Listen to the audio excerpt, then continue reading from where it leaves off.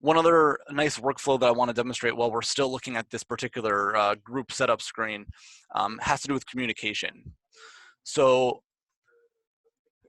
once these groups are defined, you may have lots of reasons, especially in a all online scenario, where you want to communicate to just the members of a particular group. So now that these groups exist, maybe you do want to send them particular instructions.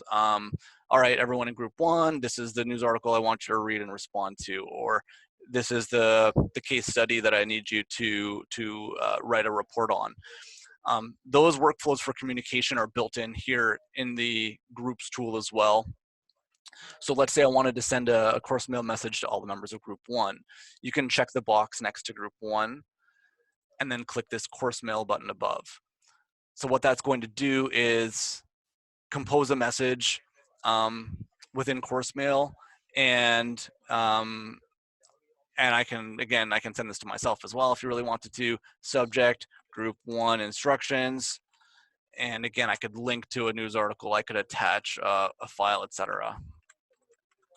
And you could send that again to those members of this particular group.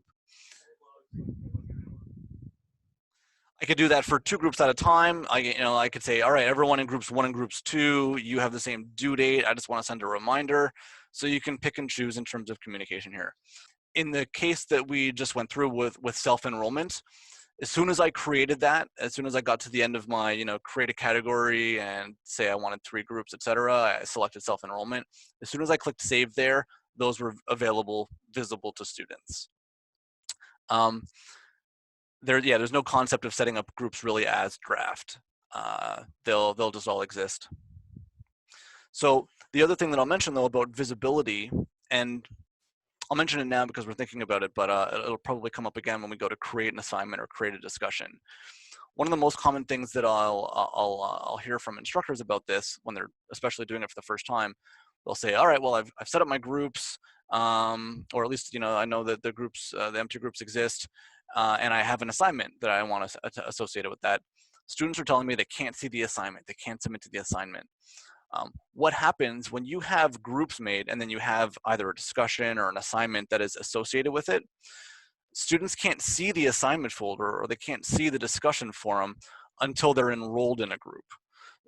They don't even see that it's not like it's grayed out and, oh, it doesn't remind them to join a group first.